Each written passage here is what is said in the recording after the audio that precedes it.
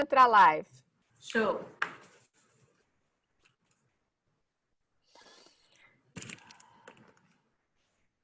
Pede pro papai mandar o link pra vovó. Tá gravando, Marcela. Ah, sorry. Por favor.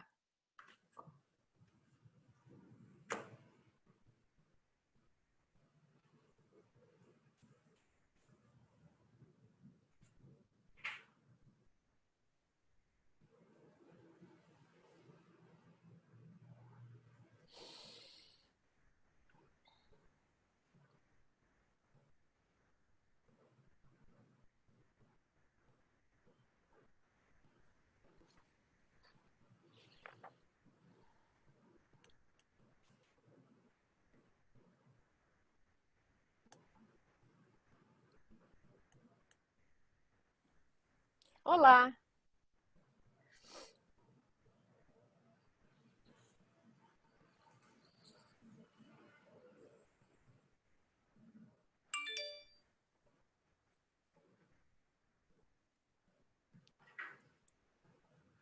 Olá, boa tarde. Meu nome é Adriana Sabino.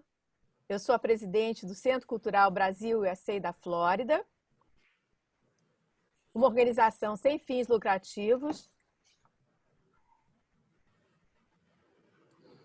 Olá de novo, gente. Boa tarde. Nós tivemos, desculpa pelo atraso, nós tivemos um problema. A Marcela estava com um problema no setup dela no Rio, a internet não estava entrando bem e nós tivemos um problema de som. Meu nome é Adriana Sabino, eu sou a presidente do Centro Cultural Brasil USA da Flórida, CCBU, uma organização sem fins lucrativos, fundada em 1997, com o objetivo de divulgar a cultura brasileira no sul da Flórida. Convido vocês a visitar o nosso site no www.centroculturalbrasilusa.org. Hoje nós temos uma live sobre um assunto diferente. O futuro é sobre o futuro, sobre os sinais do futuro, os novos caminhos e as novas oportunidades. O futuro não acontece de repente. Existem sinais mostrando caminhos e indicando possibilidades. A partir das escolhas de quais caminhos seguir e quais possibilidades abraçar, a gente cria o futuro. Para falar desse tema tão necessário quando queremos ver uma saída para o presente de crise provocado pela pandemia, o CCBU convidou Marcela Sabino. Marcela é Head de Inovação do Museu do Amanhã. Ela é especialista em inovação e por quase 5 anos liderou o Laboratório de Atividades do Amanhã, desenvolvendo protótipos para um futuro preferível, usando tecnologias tradicionais e exponenciais como inteligência artificial, fabricação digital, robótica, Big Data e a internet das coisas. Eu quero agradecer, em nome do CCBU, a participação da Marcela, nesse momento que eu sei que ela está super ocupada com várias lives. Obrigada, Marcela, por abrir um espaço na sua agenda. Claro. Boa noite a todos. Muito obrigada pelo convite do CCBU. Agradeço muito. Eu tenho acompanhado várias lives, muitos assuntos interessantes, importantes para tanto brasileiros que moram no Brasil quanto brasileiros que moram no exterior. É um ponto de vista sempre diferente, então acho interessante.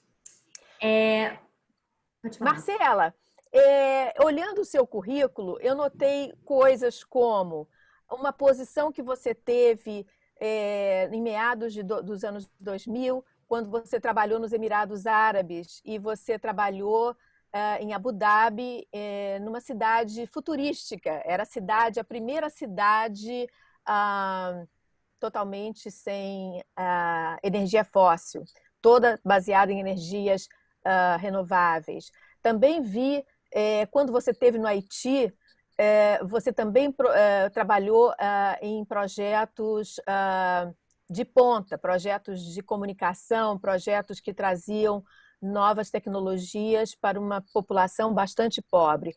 Essas suas experiências do seu currículo já apontavam esse futuro no Museu do Amanhã? Já era um interesse por esse aspecto futurístico da vida? Eu sempre tive interesse em pensar em trabalhos e olhar para o futuro e ver como é que as coisas vão ser, né? Então, esses trabalhos, assim, o de Masdar, que é a cidade carbono neutro, focada em luz solar, em energia solar, focava muito assim onde podemos viver, mas assim interessantemente sobre esse assunto é que eles olhavam para o passado, tinham um olhar do passado de como as tribos viviam naquelas áreas, aquele calor do deserto, e traduziram várias dessas técnicas, esses processos e tecnologias, na verdade, para esse momento, né, para o presente e para o futuro. Então, assim, eles foi o escritório de arquitetura de Norman Foster que fez o plano urbano, urbanístico lá, e eles olharam como é que os árabes antigos estruturavam a cidade, né? Todas as vielas, as ruas eram estreitas, porque aí não entrava sol, ele era direcionado contra o sol, então, assim, uma orientação que você recebia menos incidência solar. Ele tinha as torres de vento que eram super utilizadas lá, que canalizavam o vento para a rua. Então, é interessante porque a gente também utiliza isso no laboratório, né, do Museu da Manhã, que é um espaço de prototipação, experimentação, usando tecnologia, entendendo também inovação, como é que a gente pode utilizar técnicas, processos e ferramentas do passado para criar um futuro mais sustentável, de maior convivência, né? E criando sempre protótipos. Então, assim, para a gente acaba trabalhando em dois formatos. Um é o que a gente pode fazer como é que a gente pode empurrar as tecnologias aos seus limites agora. Então, a gente faz protótipos funcionais. A gente trabalhou em áreas como o futuro da comida em 2030, a gente trabalhamos no futuro do trabalho em 2068, quer dizer, 50 anos para frente. A gente olhou o futuro da moda, isso a gente realmente fez lá com estilistas, designers. Então, a gente tem programas de residência artística, de futuristas, artistas que vêm de fora, e designers, e também daqui também do Brasil. Então, a gente tem residências longas aqui, de 6 meses, 5 meses, onde a gente desenvolve protótipos e projetos para depois expor dentro do Museu da Manhã. E aí, com isso, a gente sempre tem que imaginar esse futuro, né? Assim, quando a gente fala de 50 anos, a gente tem que imaginar e extrapolar completamente, porque a gente não consegue dizer o que vai acontecer em 50 anos. Assim, é até difícil dizer o que vai acontecer em 5 anos. Mas muito tempo as pessoas que estudam foresight, estudos do futuro, eles tendem a utilizar 10 anos, porque você consegue ir além o suficiente para você começar a quebrar as barreiras mentais para imaginar coisas novas. E não é tão longe que você não consegue identificar o que vai acontecer de fato. Então, é assim que a gente acaba trabalhando.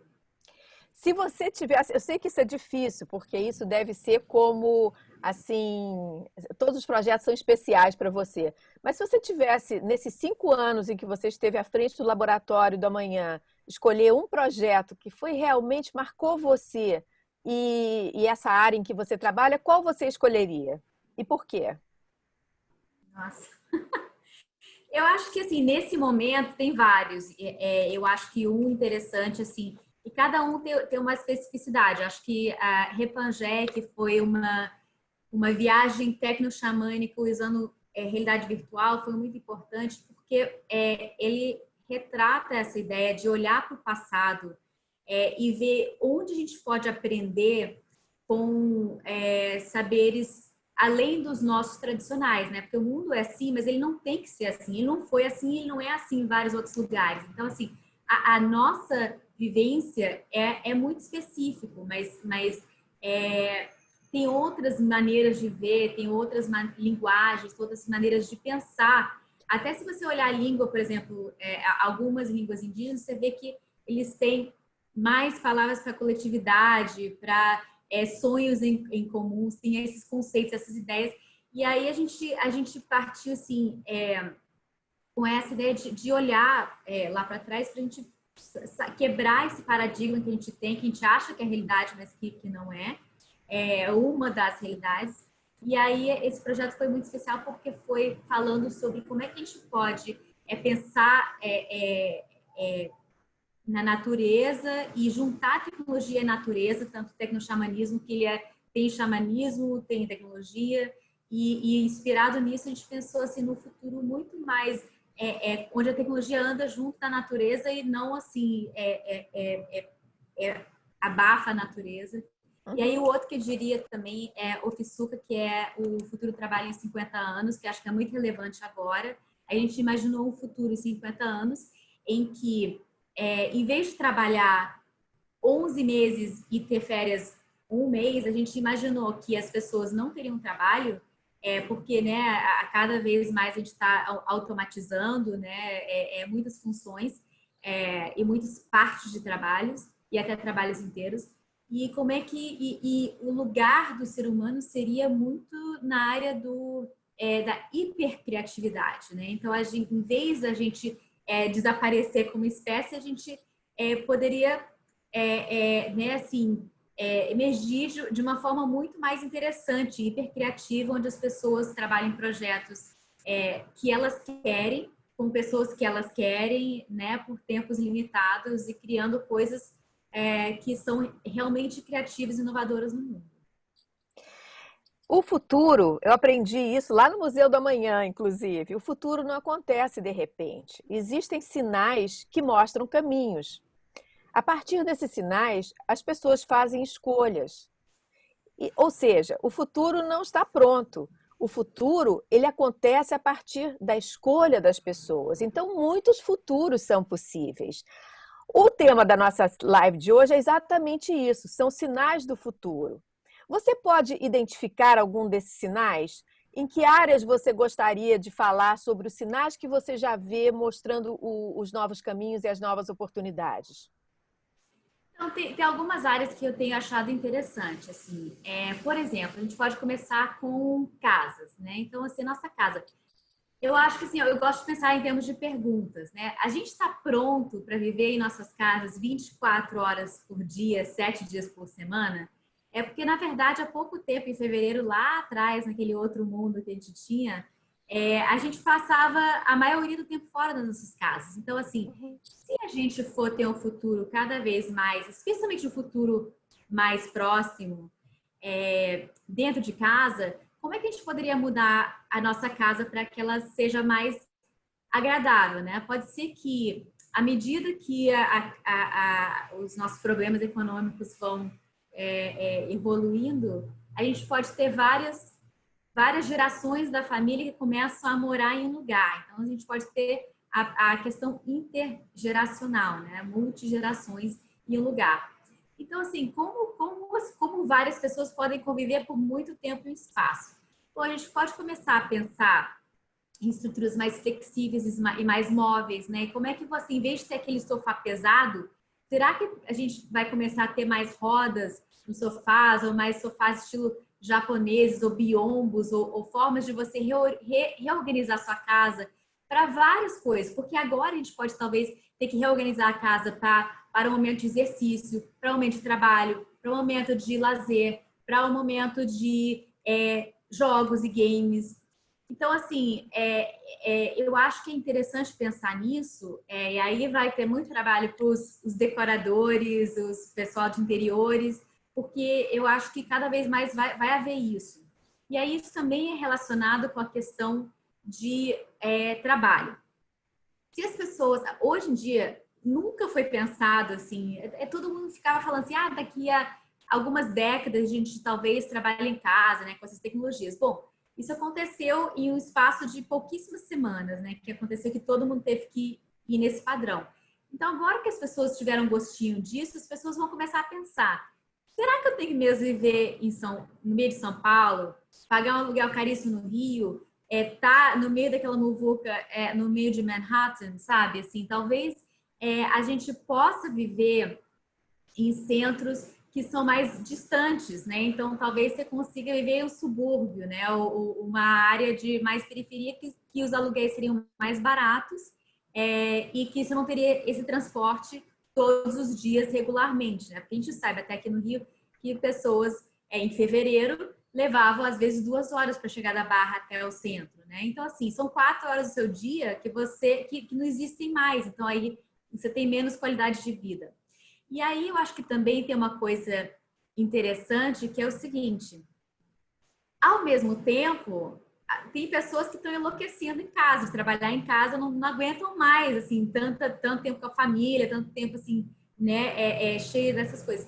Então, talvez a gente possa ter um futuro em que o trabalho é meio que os escritórios centrais dentro dessas grandes metrópoles, eles talvez também vão para fora. Então, talvez se tenha alguns hubs nas periferias também, onde as pessoas possam se juntar no começo do projeto, no meio do projeto, presencialmente, que as pessoas às vezes vão querer, às vezes você tem um movimento para um lado, você vai ter um movimento para o outro lado. E aí também isso traz a outra lógica também que é interessante, que é sobre essa questão do transporte, né? Eu acho que sempre tem o push and pull of the future um pouco, né? Assim, puxar por aqui e empurrar por ali. Transporte público, agora as pessoas estão ficando cada vez mais com medo de estar em locais assim fechados com muitas pessoas. Como é que o transporte vai mudar, né? A gente já vê exemplos de outros lugares onde você está tendo espaço sem contato nenhum, então quer dizer, as pessoas não tocam em nenhuma superfície. Vai ter de longe medição de temperatura das pessoas. Na China já aconteceu, já está acontecendo isso, em transporte, em outras áreas também. Talvez uma coisa interessante que eu li recentemente é que a gente tem, assim, se a gente pensa em transporte público como metrô, talvez os carros eles possam ter sensores em que você vê o peso, né? Porque às vezes as pessoas não checam quantas pessoas estão lá e tem um limite, mas está sempre sendo ultrapassado, a gente sabe disso. Mas com sensor de peso, acima desse peso a porta não abre, entendeu? Então estão tendo indícios que empresas estão desenvolvendo essas lógicas. Em termos de avião, que é interessante, eu vi um design recentemente de cadeiras de costas, né? Então, assim, cadeiras espaçadas em que as pessoas estão meio que de costas, então, assim, você restringe. E se a gente começar a ir até além disso e pensar assim, tá, a gente está perdendo muito espaço no avião do futuro, vamos dizer. E se a gente puder botar carga, né? Então, assim, imagina intercalar pessoas com cargas, né? Se algumas cargas que estão aí, que são algumas ideias de alguns futurólogos e pessoas que estão olhando isso, que pode modificar esses sistemas de transporte, intercalar pessoas e transporte.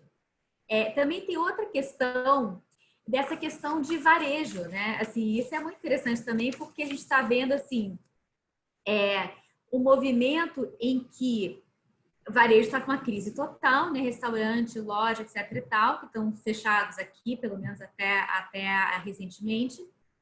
E aí a gente vai ver, eu acho que a gente vai ver aflorar muito mais uma vida fora dos locais. Então, assim, é isso que no Brasil é menos complicado que em outros lugares que tem, assim, inverno complicado. E a gente tem verão. Mas assim, eu acho que as calçadas vão ficar mais cheias de vida, né? Porque, assim, ao ar livre vai ser mais seguro. Então, a gente pode ter, né, essas experiências desenhadas para calçadas. A gente pode ter, por exemplo, mais lojas de pop-up, né? Então, assim, lojas, imagina, em vez de você ter que pagar um aluguel caríssimo, que talvez as pessoas não queiram entrar, né, muito, muito próximo, talvez as pessoas comecem a colocar as coisas mais, ter experiências na rua, porque essas lojas já estavam com problemas, porque o online está tomando conta, né? Está tomando conta de tudo. Você não precisa mais ir para uma loja. Isso foi provado ainda mais na pandemia. Você não precisa ir para uma loja para comprar qualquer coisa. Pode pedir online, o negócio chega direitinho na sua casa. Então, assim, como é que essas lojas vão virar experiências, né? Mais fora, como é que elas podem até se juntar com eventos, né? Virar pop-up, como é que os restaurantes vão espaçar essas coisas mais, tomar mais a calçada, como é que a calçada vai ter que ser modificada por conta dessa questão de ter que usar mais espaço, e se a gente puder botar o transporte e centros de bairros embaixo do subsolo, né, como são alguns estacionamentos. Outra coisa é delivery, né? A gente está vendo que hoje em dia está sendo muito popular as coisas chegarem nas nossas casas. Mas elas chegam até sua casa. Então, assim, isso leva muito tempo, combustível, aumenta o preço, porque aquela pessoa tem que dirigir até lá. Tem alguns conceitos que estão surgindo de hubs de processamento, né? Então, assim, imagina, assim, a gente está aqui, eu estou aqui em Copacabana, imagina que dali a 5 quadras tem o hub de processamento de delivery comunal. Então, cada empresa ou centro pode pagar um espaço lá e suas coisas chegam lá. E aí, ou você vai lá e busca no seu bairro, ou ele vem de delivery de robô. Isso é a solução que chama-se a última milha, last mile. Então, os robôs vão lá e dirigem, ou os drones vão lá e dirigem até a sua casa. Então, isso aí significa que sua casa talvez tem que ser enabled com sensores, com tudo isso. Então, assim, se um drone for chegar na minha casa e for chegar até a minha varanda, eu vou ter que ter um sensor lá. Então, a internet das coisas vai entrar, vai entrar muito mais nas nossas casas. Porque aí, o meu sensor, que está com minha informação toda do delivery, do que eu pedi, vai ficar lá fora, o próximo, e o drone vai se comunicar com esse sensor e o seu pacote vai chegar lá, ou vai chegar na portaria e tudo mais. Então, assim, essas coisas todas vão entrando. Então, eu acho que a gente vai começar a ver uma aceleração desse futuro no nosso presente muito rapidamente.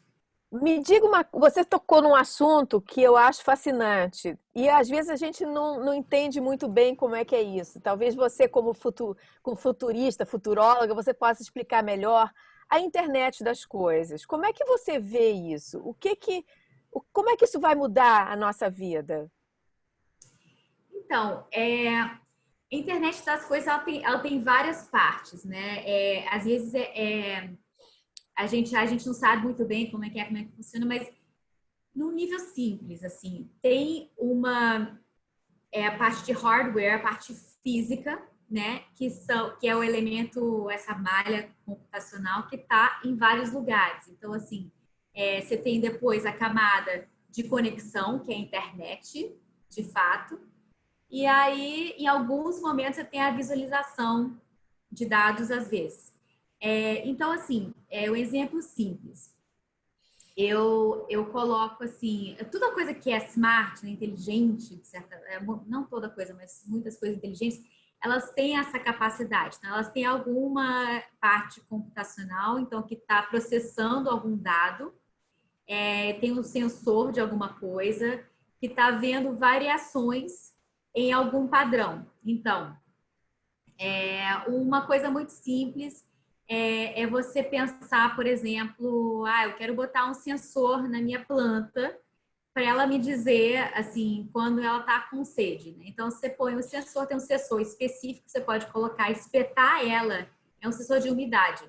Você espeta ela lá na sua planta, e aí quando, vamos dizer, a umidade chegar assim 10%, não sei, ele manda um e-mail para sua conta, um tweet ou um WhatsApp para você, para falar assim, você tem que molhar a planta, eu tô com sede, né? Assim, isso já existe, já tem umas coisas bem engraçadinhas sobre isso. Então, assim, essa é a questão do sensor e da conexão. Então, o sensor está entendendo o range de padrão e se ultrapassou um limite, ele faz uma ação e ele usa a internet para fazer isso.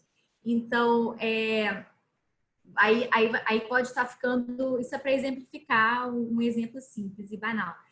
Mas também tem outras coisas. À medida que você vai conectando as coisas, você vai conseguindo fazer muito mais coisa. Então, assim, esse exemplo que eu te falei aí do sensor do drone, por exemplo, que ele tá captando, ele tem uma conexão com a internet, ele está tendo uma conexão com o drone via algum sensor, pode ser infravermelho, pode ser distância, proximidade, né? Assim, o sensor, por exemplo, ultrassom super simples, que é bem barato até de comprar, pode ter, né? E aí ele vem e o sensor vai sentir a diferença em a presença, por exemplo, e aí vai enviar uma mensagem para você que sua compra chegou, por exemplo. Então, tem pessoas que adoram usar exemplo de sensores na geladeira. Sua geladeira inteligente vai saber que você não tem mais leite lá, porque tem algum sensor no leite, ou é por peso, ou é por local.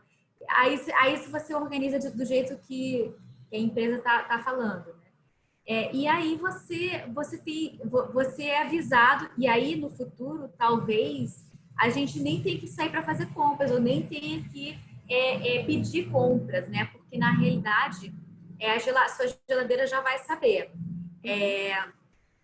Também tem sensores que, assim, é uma infinidade de sensores, então assim, não tem nem como explicar todos eles. Mas o importante é isso, que ele tem essa parte que está sentindo alguma coisa no ambiente, ou alguma modificação, e aí ele é conectado com a internet, alguma outra coisa acontece. Então, na verdade, você descreveu aí vários sinais. Você falou da geladeira, você falou das entregas, isso tudo já são sinais apontando. E eu que sou, por exemplo, interior designer, já estou anotando aqui que vai ter uma casa completamente diferente também, uma casa que tem que ser conectada, uma casa que tem outras características. Agora fala um pouco para a gente sobre a inteligência artificial. Inteligência artificial já atua hoje aqui, no presente. O que a gente pode esperar no futuro? Um futuro com mais inteligência artificial? A gente tem duas coisas, né? Eu acho que a gente fez uma exposição inteira chamada Aya e seu mundo de inteligências artificiais criativas, né? Porque a gente estava vendo que as pessoas estavam ou elas tinham muito medo, pavor, na verdade, de inteligência artificial, porque achava que é como o exterminador do futuro, ou que é como ou por outro lado, que é uma coisa corporativa para corporações, não tem nada a ver comigo. Na verdade, a gente usa inteligência artificial todos os dias. Quase todos os aplicativos que os grandes aplicativos de grandes empresas, do Facebook, do Google, da Amazon, do Netflix, todas usam inteligência artificial. Então, assim, são coisas que eles podem fazer coisas simples, né? Tipo assim, no Netflix você ter uma inteligência artificial que olhe dados, que processe dados e depois entrega recomendações para você que faz mais sentido para o seu padrão, entendeu?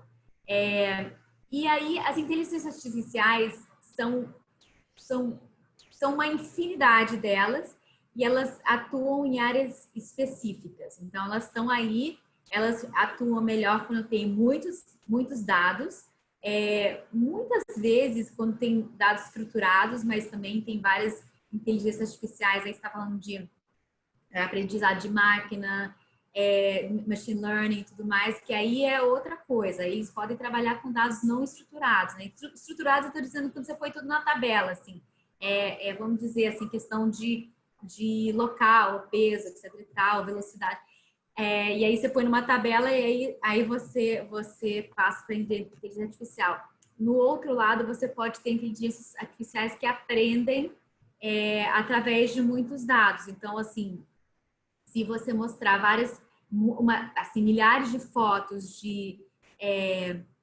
gatos, por exemplo, ela vai conseguir identificar um gato se você mostrar uma outra foto que ela nunca viu.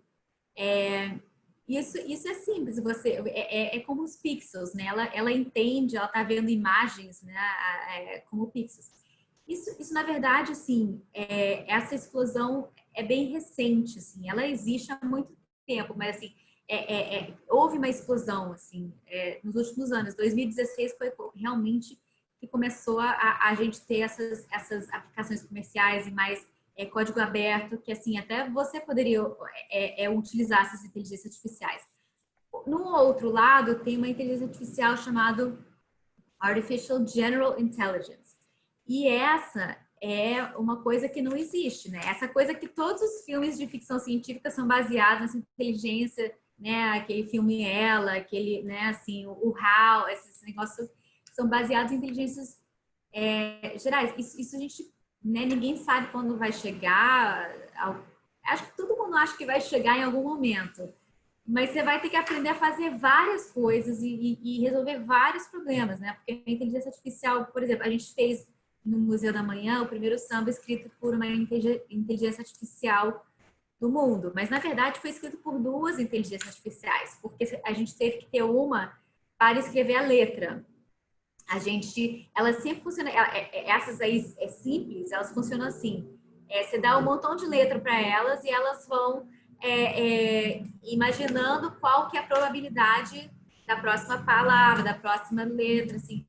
Ele virou um pouco, você reconhece mais ou menos que é no mundo de samba, mas, assim, aquelas das palavras reconhecidas, mas não faz muito sentido. E aí a outra inteligência artificial, a gente deu um montão de dados de notas musicais, e aí ele cria em cima disso. Então são duas, na verdade. E aí por aí vai. Agora, para fazer todas as habilidades que a gente consegue fazer é muito complicado. Mas, por exemplo, tem várias inteligências artificiais que fazem uma coisa melhor que a gente. Então, tipo assim, calculadoras, né? Assim, computam números muito mais rápido que a gente, por exemplo, né? Ou outras coisas assim. Então, áreas específicas. Outra área é médica. A área que, por exemplo, de identificar tumores, identificar câncer, identificar coisas assim, se você dá muita informação para elas, elas vão conseguir identificar coisas que humanos não vão conseguir identificar, esses padrões. Uhum. A atual crise que nós estamos vivendo, essa loucura da pandemia, acelerou o caminho para o futuro? O que já estava em andamento, que você possa citar, que é interessante, mas que estava indo de uma maneira lenta, as pessoas não queriam, não estava realmente sendo implantado e foi acelerado pela crise do coronavírus? Eu acho que tem algumas coisas, assim, essa questão de trabalho virtual, mundos virtuais, etc. e tal, está acelerando muito. Assim, eu estou vendo as empresas trabalhando nisso assim, para criar ambientes totalmente virtuais. Então, naquela casa que eu estava falando com você antes, essa questão interessante de você até na sua casa, né, modular, que você vai mudando, né, de manhã eu preciso de um escritório, né, eu preciso fazer uma reunião com a equipe virtual. As reuniões virtuais funcionam melhor quando as pessoas têm mais do corpo engajado. Isso aí, fizeram um estudo sobre isso. Porque hoje em dia, às vezes, a gente perde a atenção, né? Porque é muitas cabeças flutuantes falando. Mas se a gente estiver em pé, engajado, com assim, segurando alguma coisa, podendo desenhar alguma coisa no ar, aí significa que a gente vai estar muito mais engajado com o nosso trabalho, né? Porque é isso que engaja a gente vê a pessoa, a gente poder levantar, desenhar alguma coisa. Então, assim, eu estou vendo várias empresas que já estavam fazendo coisas assim, mas talvez para outras funcionalidades, talvez mais para entretenimento e tudo mais, que agora estão voltando totalmente para o mercado de trabalho, que eles estão vendo essa oportunidade de usar a realidade virtual para trabalho, né? Que nunca foi pensado antes, porque a gente trabalhava fisicamente e levou essa pandemia para fazer isso. Outra coisa que as grandes empresas estão fazendo quietinhos é que eles estão investindo muito em robótica, robôs. Então, robôs, eles nunca ficam doentes, eles nunca reclamam de pagamento, eles nunca ficam mal-humorados, né? Nunca brigam com a namorada ou namorado. Então isso significa que as grandes empresas já estão vendo isso, já estão vendo que a gente tem uma fragilidade absurda na questão de pandemias. E as pessoas que olham realmente para o futuro estão vendo assim, é a pandemia, é a questão das mudanças climáticas, que é até maior, que pode acelerar várias coisas, esse contato com esse mundo, né, dos animais selvagens, isso é complicado, porque a gente vai entrar em contato com coisas que a gente nunca entrou. Então, você tem os problemas da devastação na Amazônia, você tem as questões na China, que gerou essa situação toda. Então, eles estão vendo que tem uma fragilidade muito grande aí com os seres humanos. Então, eles estão, várias grandes empresas, e aí tem como você ver isso, porque tem estatísticas sobre números de robôs, tem federações e tudo, que você pode ver quantos robôs estão sendo implementados, né? Estão sendo comprados. Então, você vê isso. Inteligência artificial é uma coisa que está todo mundo querendo saber como usar a inteligência artificial nas suas empresas, para facilitar processos, para diminuir trabalhadores, né? Para fazer esses trabalhos que são repetitivos, que são perigosos ou chatos, né? Então, eles estão querendo fazer isso.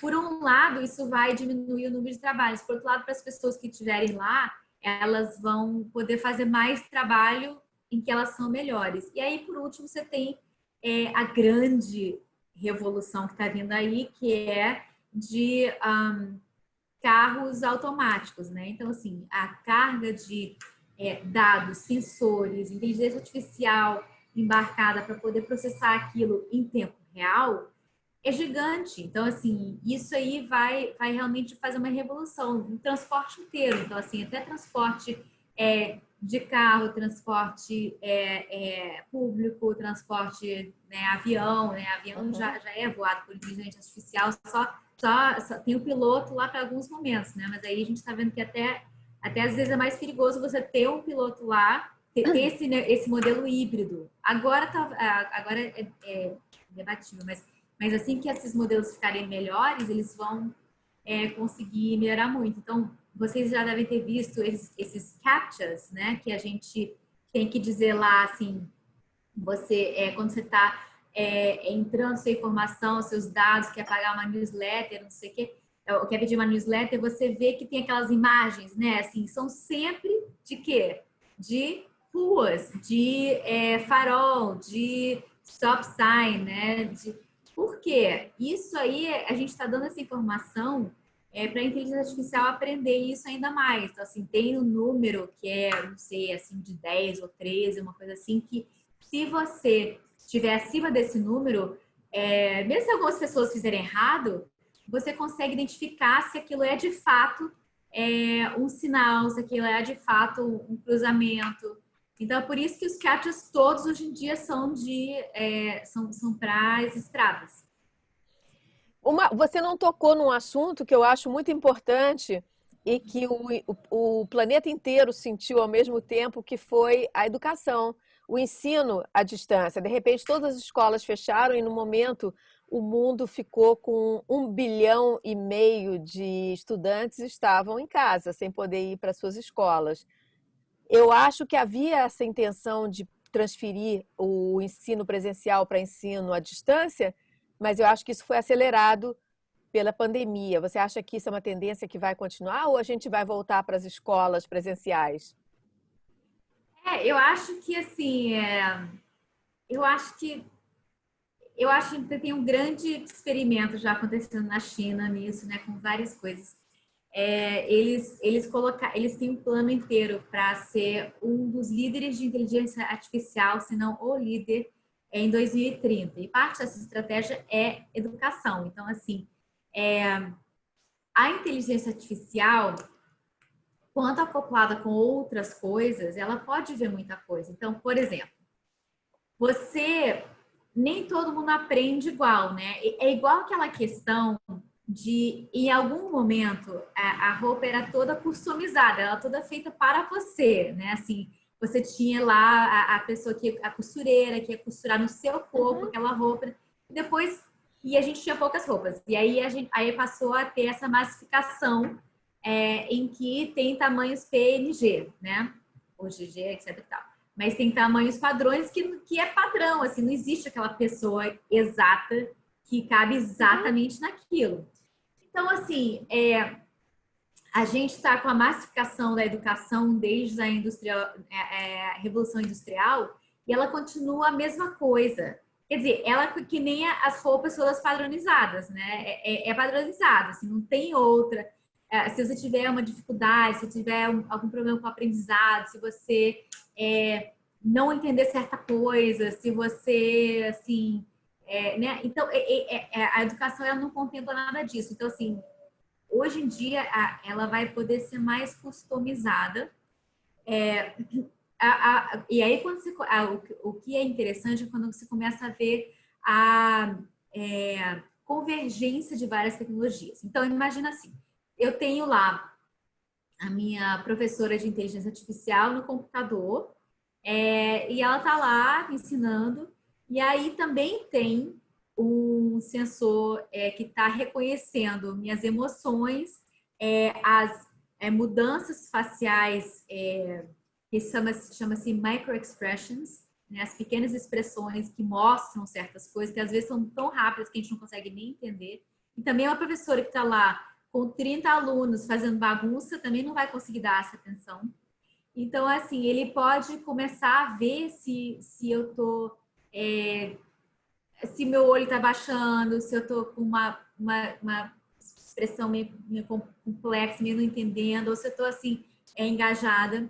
E vai poder mudar os conteúdos de acordo com isso. Então, e aí se consegue ter, ao mesmo tempo, os sistemas, se estiverem compartilhados, vai ter muitos dados de o que funciona e o que não funciona. Então, assim, o sistema ele pode ser muito bom nessa questão. O que vai ser complicado é a interação com outros estudantes. Então, a gente pode ter, por um lado, um ganho muito grande aí em conhecimento, por outro lado, não.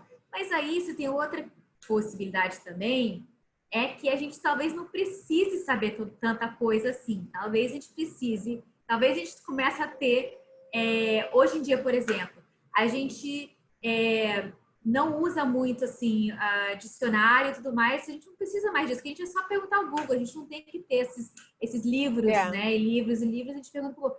Talvez a gente tenha todo mundo uma inteligência artificial que explique essas coisas quando são necessárias no momento que eu preciso. Então, assim, um Google super turbinado para o momento e eu preciso de baixar esse conteúdo naquele momento. E aí tem outro nível, que é o Brain Computer Interface, que é uma coisa que a gente tem pessoas que já estão trabalhando nisso, como Elon Musk, tem uma empresa chamada Neuralink, que ele vai botar o hardware direto na sua cabeça. Então, assim, eles estão agora experimentando isso com animais. E eu acho que eles vão entrar em testes humanos, eu não sei quando, mas ele vai linkar isso com seus neurônios. Então, assim, com uns fios muito, muito finos.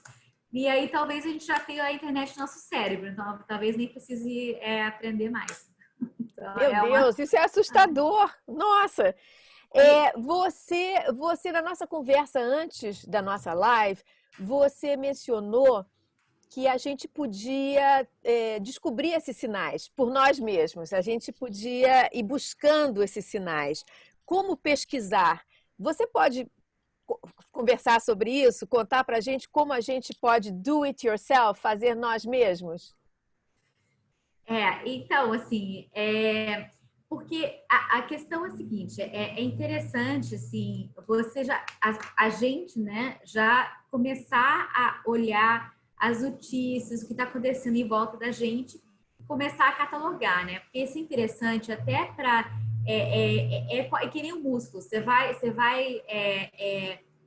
usando esse músculo, você vai crescendo esse músculo. Então, assim, sinais são assim pequenas bolhas assim, do futuro que surge e tem um escritor de ficção científica, o William Gibson, que ele diz assim, o futuro já está aqui, só não está distribuído entre todos, né? The future is here, it's just not evenly distributed. Então, assim, para achar sinais do futuro, a gente começa a ver coisas em qualquer área.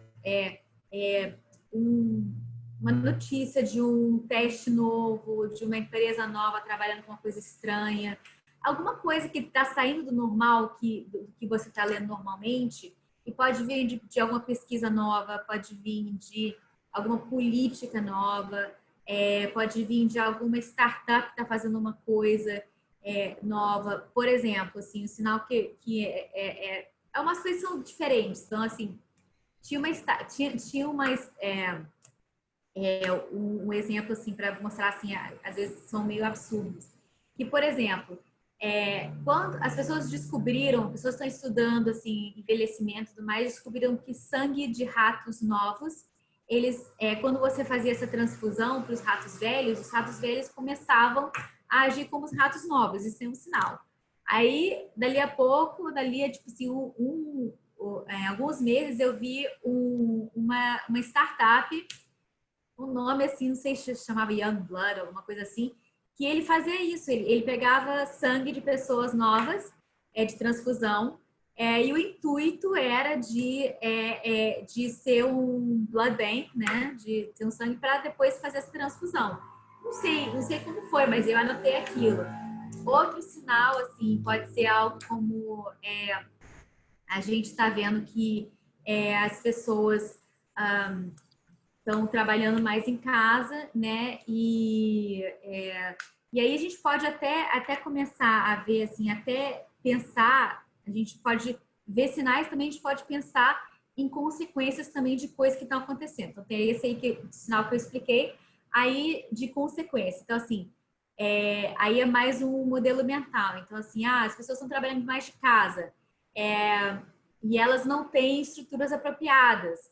Elas podem ficar mais né, a consequência disso, que elas podem ficar com mais dor na coluna, nas costas, e aí você pode começar a ver isso como oportunidade, assim, como é que, assim, se as pessoas começarem a fazer isso, qual é a oportunidade? Bom, é de ter móveis melhores de escritório, né, que são mais custo-benefício, né, que os móveis de escritório são muito caros.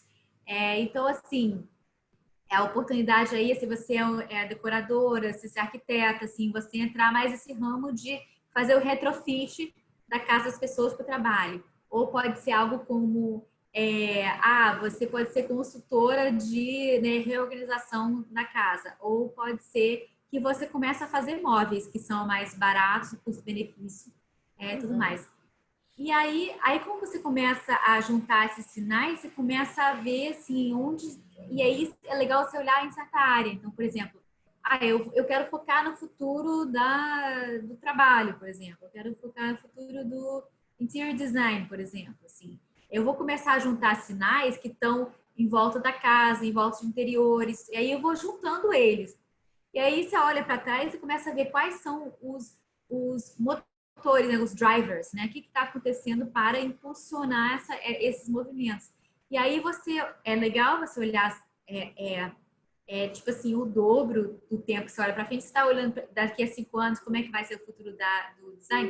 Você olha 10 anos para trás, como é que foi? Como é que foi essa mudança? Então, drivers podem ser, por exemplo, a cidade dos Estados Unidos, assim, as highways, os carros causaram as highways, que depois causaram, assim, essa questão de fast food, né? Porque as pessoas dirigiam longas distâncias, ficavam com fome e depois comiam, né? E depois, assim, e também criaram centros fora da cidade, né? Os sleeper towns, né? Onde as pessoas dormiam porque elas tinham carro e podiam ir para o trabalho. Então, assim, você vê coisas que vão mudando, que vão impulsionando várias mudanças, e aí você olha do passado e você começa a imaginar quais podem ser esses drivers do futuro. E aí, com os sinais, você pode criar esses futuros. E aí, quando você começa a criar os futuros, você vê assim, é um futuro que eu gosto ou que eu não gosto? Se você não gostar, tenta criar um futuro que você goste. E aí você tenta a começar a criar isso, né? Porque muitas vezes empreendedores, é isso que eles estão fazendo, de certa forma, pode não ser tão claro, mas de certa forma eles estão começando a pensar eles estão com a ideia do futuro que eles querem. E aí eles estão começando a criar a empresa para fazer com que esse futuro aconteça. Olha, você tocou num assunto interessante, os futuros que nós queremos, e isso eu acho que é uma oportunidade. Por exemplo, agora a nossa economia baseada em combustíveis fósseis, etc. e tal, poluentes, teve que parar. Ela parou muito por causa da pandemia. Não seria o momento da gente buscar um futuro mais sustentável, com novas energias? Já que a gente teve que parar, a gente se reinventa. Eu gostaria muito, né? E eu vou continuar trabalhando para isso. A gente tem estruturas de poder muito poderosas que às vezes impedem isso. A gente sabe, nos Estados Unidos tem a questão do lobby de grandes empresas. E quando você é uma grande empresa, você quer cuidar do seu lugar. É claro que tem muitas grandes empresas que elas estão inovando e eu acho que essas que vão bem no futuro, né? Mas, assim, por exemplo, o carro elétrico, ele existiu muito antes. Ele começou a existir nos anos 70, né? Mas teve muito lobby contra, por exemplo. Então, assim, eu espero, e parte disso tem a ver também com essa lógica de shareholder value, né? Porque antes as empresas não eram assim, as pessoas esquecem, mas essa noção de shareholder value, que é o que conta é o lucro que o pessoal que tem ações na empresa está tendo, Uhum. é isso. O lucro, ele é pensado em curto prazo, a lógica é curto prazo. Então, assim, é claro que se você for começar a entrar em tecnologias novas, você vai ter que ter um investimento. Isso vai demorar, não é do dia para o outro. Então, assim, o que é mais fácil para a empresa? E por que a gente tem um sistema que é tão difícil de mudar hoje em dia? É justamente por isso. A lógica do shareholder value, que eu tenho que fazer lucro e assim, a empresa está aí só para fazer lucro. E se não tiver lucro, vamos mudar a gerência e vamos botar outra pessoa que vai ficar com esse negócio. Até a gente começar a ter uma lógica, ou seja, de políticas públicas que falem que as externalidades que as empresas estão provocando, a poluição e tudo, até a gente tiver essas políticas públicas que estão penalizando as empresas para isso, ou até a gente ter empresas que estão olhando com outra lógica, vai ficar o mesmo. Não tem Que como. pena. E hoje em dia ainda é mais. Agora ficou mais barato a unidade de energia solar do que a de combustível fóssil. Então, Há esperanças, há esperanças. há esperanças. Nós estamos encerrando, eu vou entrar 10 minutos até 19h10, porque a gente começou mais tarde, e agora está na hora de responder as perguntas. Eu vou começar com uma pergunta da Glória Johnson. Quando você falou naquela conectividade toda, ela pergunta: esse excesso de comunicação, de conectividade, não arrisca uma perda de privacidade? Total, até agora sim, até agora sim. Assim, já tem um caso famoso nessa área de internet das coisas, em que isso pode ser mudado, tá? Mas assim, hoje não tem muito foco em privacidade, em segurança de dados, principalmente essa área de internet das coisas. Em outras áreas também. A gente acabou de ver os escândalos de Facebook, né? A questão dos dados, tanto é que a Europa está tendo realmente muito cuidado com isso, enquanto a China está fazendo uma escolha clara que privacidade está abaixo de outras coisas como segurança. Então, assim, depende muito de governo, depende muito do que as pessoas acham. Mas nesse mundo de internet das coisas, teve um caso curioso, dois casos que eu lembro, tem alguns anos. Mais um que a casa era a geladeira era conectada com a lâmpada, a smart lamp, que era conectada com outras áreas da casa, né, com o thermostat e tudo mais. E aí um hacker conseguiu hackear a geladeira, que era o ponto mais fraco da casa, e conseguiu entrar na internet e conseguiu, através disso, entrar nos dados pessoais da pessoa. Teve outro que conseguiram... alguns casos eram hackers que estavam fazendo isso de propósito para testar algumas coisas. Outros não, assim. Teve um caso que conseguiram hackear a geladeira para que ela ficasse fechada, para que o sensor não abrisse. Teve outro que conseguiu, através de um drone, hackear uma luminária, smart lamp também, de um drone que estava fora. Então, assim, é complexo, é complexo. Isso não tem a ver com hack. Na verdade, tem, assim. Foi um estudo de uma universidade de Israel que, através de flutuações mínimas, acho que eletromagnéticas, assim, quando a gente fala, né, isso bate em lâmpada, uma coisa assim, eles conseguiram reconverter essas flutuações, né, para identificar o que as pessoas estavam falando de uma distância significativa.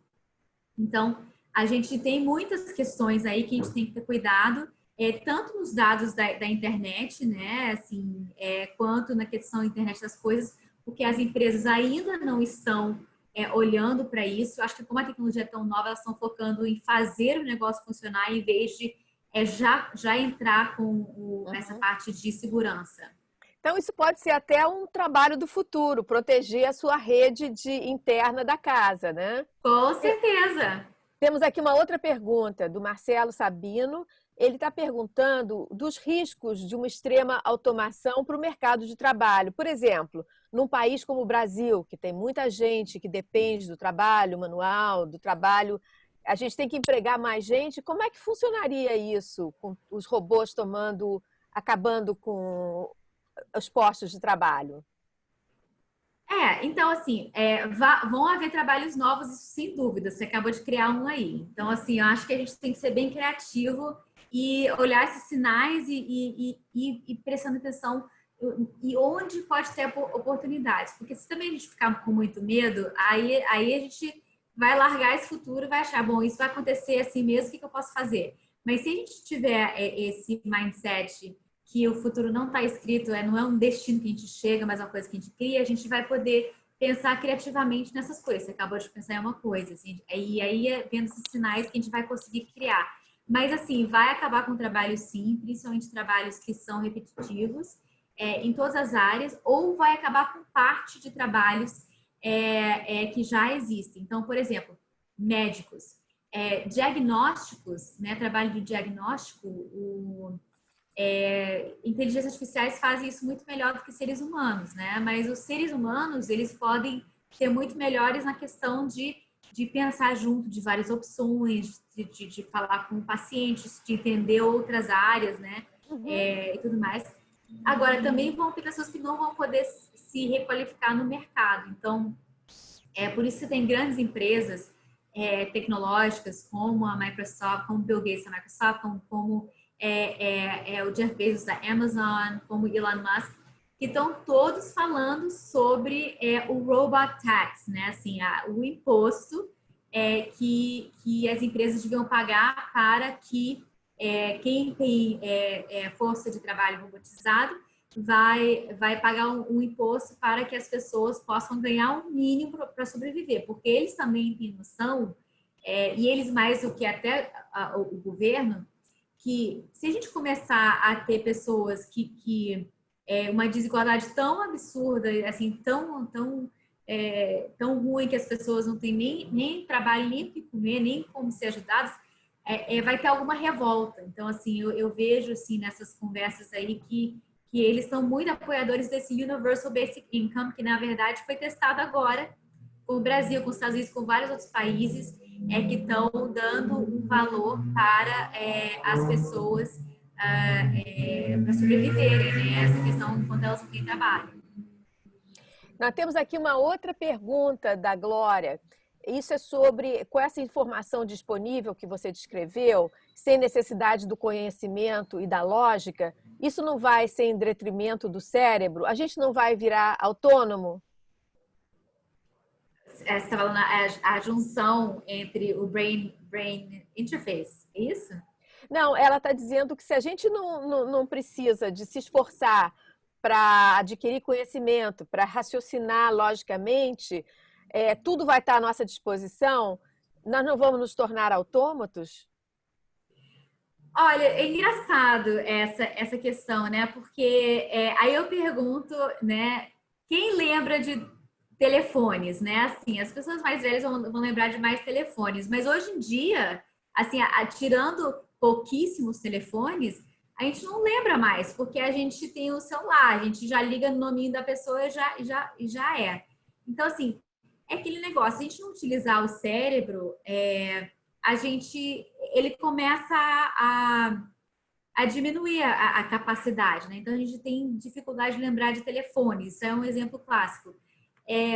Por exemplo, os taxistas de Londres, eles têm eles para passar os exames extremamente difíceis deles, eles há algum tempo, não sei como é que tá agora, eles tinham que ter um mapa muito desenvolvido da cidade inteira, né? E aí eles tinham essa parte do cérebro, né?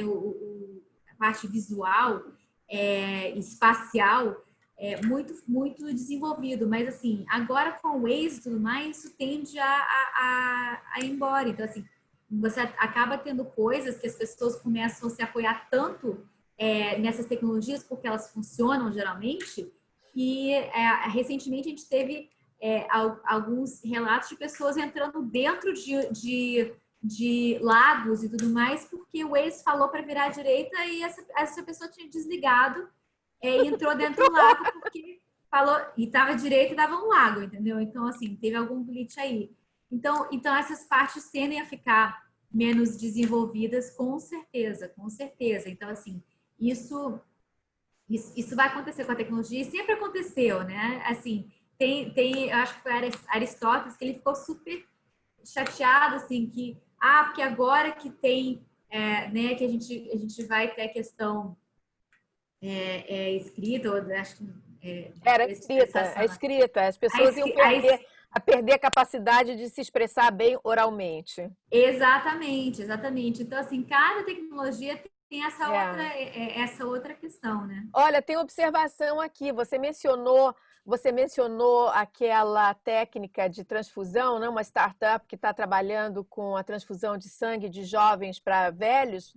E o Marcelo Sabino falou que no AARP Magazine, o time que, numa revista especial sobre Alzheimer, essa técnica de transfusão já está sendo usada para condições de Alzheimer. Então, Meu Deus!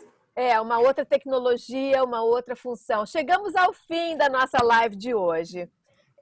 Eu queria agradecer muito, em nome do Centro Cultural e de todos que assistiram, Marcela Sabino, por ter compartilhado essas visões de futuro, esses novos caminhos, as novas oportunidades. Muito obrigada, Marcela.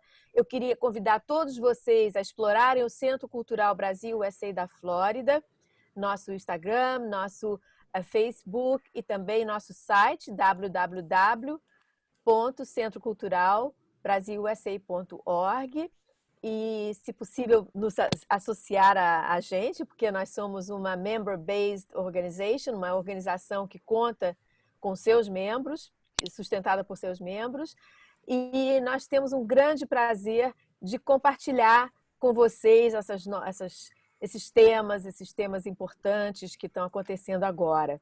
Eu queria também anunciar a nossa próxima live, vai ser na próxima quinta-feira, nesse horário das 6 horas da tarde, aqui de Miami, e vai ser com o embaixador João Mendes Pereira, o cônsul-geral do Brasil em Miami, que vai falar sobre o novo normal e a comunidade brasileira.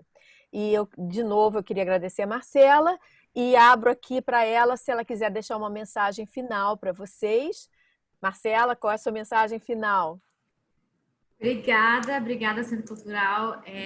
E a minha mensagem é que o futuro não está escrito, ele é feito pela gente. Então, eu acho que a gente tem que entender que a gente tem um poder muito grande para criar esse futuro. Espero que todos vocês comecem a olhar sinais e comecem a utilizar isso e ver as oportunidades dentro desses sinais. Muito obrigada, muito obrigada. Espero vocês semana que vem.